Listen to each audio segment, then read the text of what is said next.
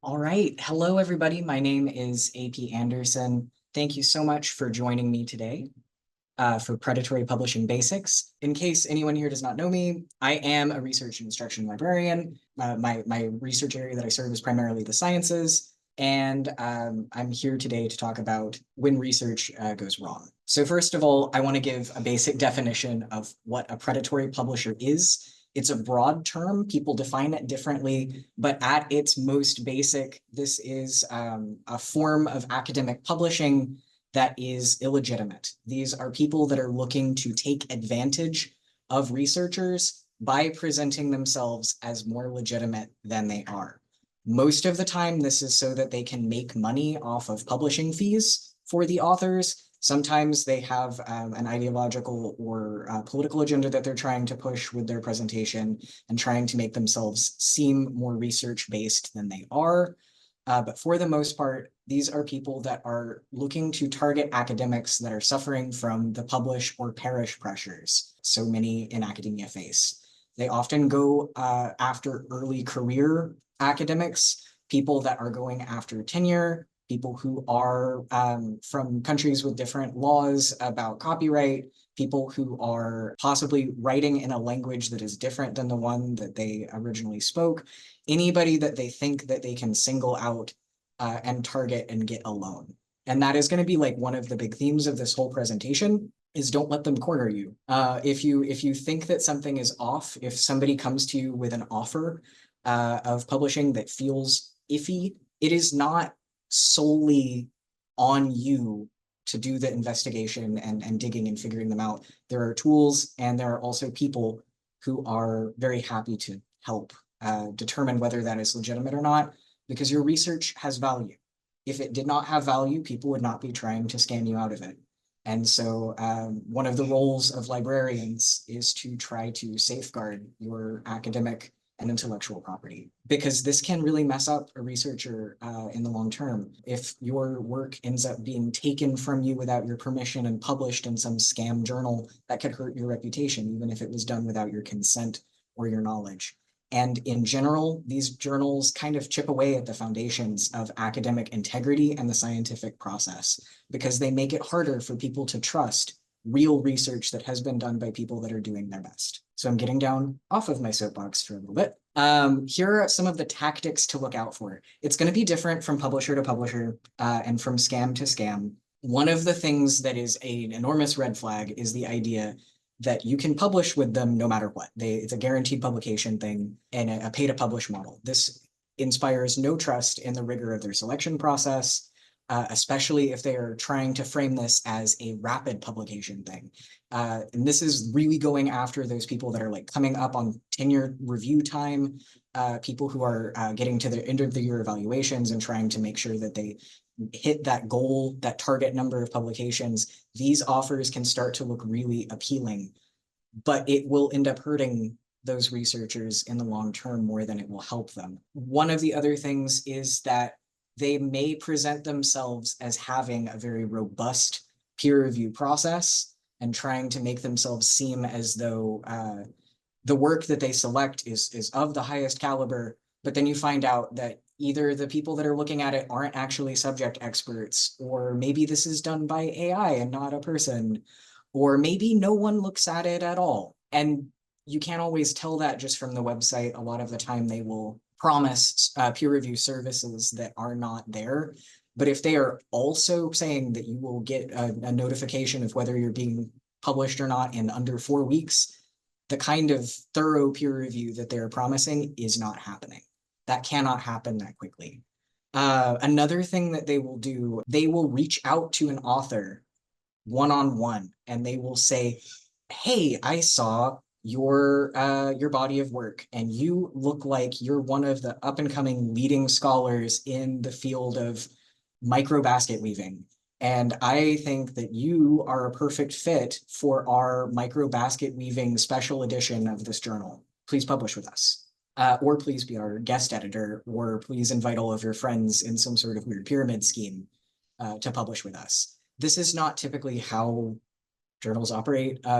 They should always be polite with you, but somebody reaching out of the blue and like trying to fluff your ego is a big red flag. Another thing that you can do is look and see about the quality of work that is published in a journal previously. If it looks like they are publishing things that you would not trust, articles you would not touch with a 10-foot pole, you don't want your paper next to them. It kind of devalues your work, in addition to, if it's right next to something that just feels like a lot of pseudoscience or people's opinion pieces that have been dressed up as academic publishing. One of the other things is that they'll sometimes lie to researchers about how much it's going to cost for them to publish with them. They may boast a really low article processing charge up front, but then after you have gotten into the process with them, additional fees start racking on, trying to nickel and dime researchers for everything that they can get, especially if anything has already been signed at this point. That can be really difficult for them to get out of. And the signing is another important thing to be aware of too, because sometimes one of the things that they are doing is that they take copyright and intellectual property right over the articles rather than authors retaining those. A lot of journals will have an embargo period, like legitimate journals will have an embargo period where you cannot share your article anywhere else for a year, 18 months, 2 years, whatever they stipulate in their contract. But then after that, you can usually put your manuscript open access somewhere else if you would like, because it's your article. But if you have signed away your rights to that, you no longer have that freedom to do with whatever your article that you would like, even after your embargo period ends. The audacity, this man on here, this Adobe stock man is my personal stand-in for what my face was doing when I was reading some of the more egregious cases of publishers. These are all things that have happened that are common enough to be on red flag lists, rather than here was something crazy that happened once. Oftentimes, people will set up fake websites for journals to try to skim away traffic away from people who are trying to publish with a legitimate journal. This happens often with other websites, like it'll be like cnn.co or something, where it'll just be like a URL dummy or spoof. They'll do this as well with academic journals. Sometimes they will come up with fake ISSNs to make it look like their journal has been, appropriately cataloged and identified as legitimate. You can look those up and make sure that that's real. Sometimes they will just yoink somebody's, that's the academic term, I'm so sorry. So they will just yoink somebody's paper that has been published somewhere else without letting the author know, and just suddenly it's appearing in another paper. This one is really common because it requires very little effort on the part of these people. They'll just go look at what other work is being done other places. They'll say, oh, we can do that. And it makes them look more legitimate if their weird pseudoscience is now surrounded with the intellectual output of people that actually care about what they're doing. And then the last one kills me, which I feel like was poor phrasing, but sometimes they do list people as members of their board of editors who have no idea that they have been added to this journal's board. They just found somebody's, like LinkedIn and said, oh, this person looks like they would look like a good editor. I'm going to put him in here, not knowing that he died 3 years previously. And he's just suddenly on their website. So it is a big hassle in a lot of ways to, like, when you're going into the publishing process, making sure that you're checking every single aspect of this journal's publication model, to make sure that it's above board. But there are so many ways that these people come in to scam and deceive that it's unfortunately necessary. There are a few ways that you can try to avoid them. First of all, there is a wealth of space in between. Like, if you were to put all academic journals on a spectrum, where the really good journals are on one side and the really terrible journals that will scam you out of your money and have dead people on their boards are on opposite ends of that spectrum, there's a whole lot in the middle that isn't quite a scam, it isn't quite predatory, but it's also not a very good journal. And it's not something that is going to do that much of a boost for your career. It's not something that will look very good on a CV, but it isn't necessarily a scam. But it's easier to avoid the ones that are really terrible if you aim high from the beginning and pick high impact journals that are reputable, that have been verified by other people, and just avoid a lot of stuff that's in the gray area. I said this earlier, but if somebody approaches you cold call style and says that they've got an offer that's too good to be true, whether that is for publishing or presenting at a conference, because there are scam conferences now too, especially as things have moved online, that's probably not something that's trustworthy. And then always you have people in your corner that are able to help you do the detective work and try to figure out what is going on, if these people are who they say they are, if there's anything shady going on in the background. I've had a lot of fun doing that detective work in the past, so never feel bad about reaching out and asking. That's part of what we're here for as librarians, is to help you guys with the publishing process, and make sure that nobody is out there taking advantage. So I want to call attention to one of the databases that our library subscribes to. It is Cabell's Journalytics and Predatory Reports. Part of the site is freely available to anybody. They have their predatory criteria and their journalytics criteria listed that anybody can go to without a login. So if you want to read a list of what they consider their guidelines for a good journal versus a bad journal, anybody can look at that, and I've linked it at the end of this slide. However, if you want to search their list of journals and look and use it as a finding aid, you do need to use your TAMUC login credentials for that. I'm going to pop out of here and do a quick demonstration. Okay, so I'm at the library website. On the homepage, we are looking at the one search box, and we've gone over to the databases tab. Underneath it, I'm just going to go to where it lists out all of the letters of the alphabet. I'm going to go to C, and it's going to take me to the A to Z list. And first up, we have Cabell's. So I'm going to jump in. I'm on campus. I'm already logged in. At this point, it would make you log in with your SSO credentials and probably do Duo. But here we are inside Cabell's. So under Learn, they have their metrics, journal selection, and predatory criteria. Those are the information, or those are the guidelines they use for giving something a ranking of either this is a good quality, high impact journal, or we think you're a scam artist. This is available to anybody who wants to look at it. However, search, that is going to be something that you have to have your credentials for. If you are looking at a specific journal, like if somebody has reached out to you by, cold call email, and they say, we want you to present in our micro basket weaving journal, we want you to edit for it, you can put in that journal's title or ISSN and search for it and see if it appears in the list.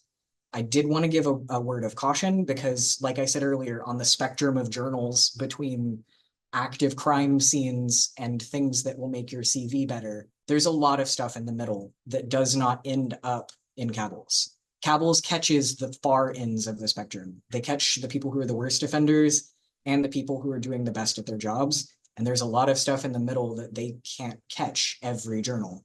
They're working on it. They're doing their due diligence, but there's stuff in the middle that kind of hasn't gotten analyzed yet. And they have a very robust process for going through with their investigations for predatory journals. So that takes even longer. They also have an appeals process. And I talked to one of their presenters in a webinar I went to, and they've apparently not had very many people successfully appeal this because the journals have to prove that they are legitimate and that they have fixed themselves and cleaned up their house and they're not violating these credentials anymore. And then they can be taken off of the list. And he said that he couldn't remember a time that somebody actually managed it, which I just think is really funny. Also, side point, I'm not going to mention any predatory journal names in this webinar because a lot of them like to sue librarians who call them out by name. There was a website that I used a lot as a graduate student that has been sued off of the face of the internet because the librarian who was running it listed a journal as predatory, and they did not like that. And so they went after him individually. But they have their predatory list, and you can go through and you can look at their predatory reports. I'll pull out the Journal of Legal, Ethical, and Regulatory Issues is a perfect example of this. Let's see what they've got. So they have several severe violations. They color code their violations. So they have 3 publication practices issues that you can look at. So these are moderate, not severe. And so they have all of the things like they have the rapid publication. They suggest that they're backed by a society or an academy when it's just a for-profit company. Oh, they have a proxy business, and they have editors that are not in the field that it covers. So it just kind of shows you that there are what they have done that is super iffy. I'm also going to go, they have their verified list. which is their journalytics. These are the people that they have gone through and personally said, this is a real journal. We have been able to calculate their impact. You can sort through and figure out if this is something you want to publish with. They give you information about the level of open access that they are publishing under, because there are varying levels. So looking at these, this one is a hybrid model, which means that some of the articles published in it are going to be behind a paywall, others are not. They give information about the metrics for citations, their acceptance rate, their history, and then they also give you contact information and a link. So this is great for if you are looking for a specific journal by name that you've already seen and you want to see if it's legit. But if you are in the part of the process where you are seeking a journal yourself and you just want to see what's out there and who are the best people that I want to submit to, you can browse. They have a lot of disciplines that are listed. I'm going to jump into astronomy. And so you are able to go in and pick subtopics within it. You can go by acceptance rate.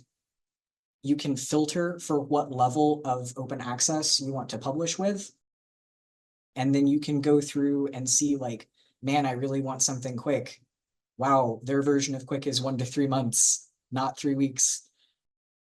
And so you can go through in there, time to review, and you can also check and see like their fee schedule.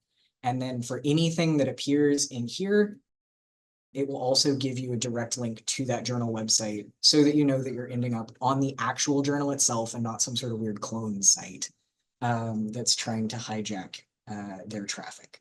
So I'm going to go back to the slides real quick. So like I said before, if you think that somebody has contacted you that is not being ethical or above board, the Director of Research and Instruction, Sarah Northam, reach out to her. You can also reach out using the Ask a Librarian email address that I have included at the end. We're always happy to talk to you about this. We are not going to be, like foolproof scam detectors, but it's always good to have a second set of eyes on something that is important as your research career. So I have some resources listed here. I'm going to go through them super briefly.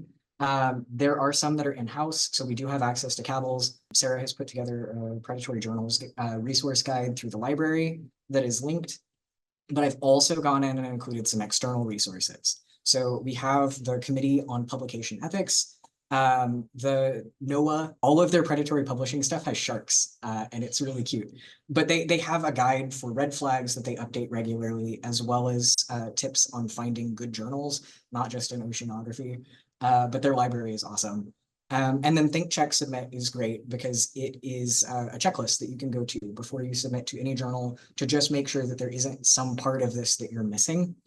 And then something that I signed up for recently is Retraction Watch, which is a site that, like it says, tracks papers that have been retracted, because this is tying into not necessarily just predatory publishing, but journals that are maybe in that gray area where they're trying to be legitimate, but they are letting things in that are non-academic and non-scholarly pseudoscience type things. A predatory journal is not going to care enough, like a truly predatory journal is not going to care enough to retract an article. But if you have found a publication that has had a history of retractions, especially on big name controversial subjects, depending on the field that you're publishing in a relatively short period of time, that shows you that while they might not be completely non-academic, something is going wrong with their peer review process. And Retraction Watch can they'll send you email alerts if you go through. And one of my favorite things about it, just as a side, there's a comment section on it. And sometimes people will get into arguments about whether or not the paper should have been retracted or not. And so that's always fascinating to read. So thank you guys. This is the end of this portion of the presentation. I really appreciate you attending. Thank you all so much.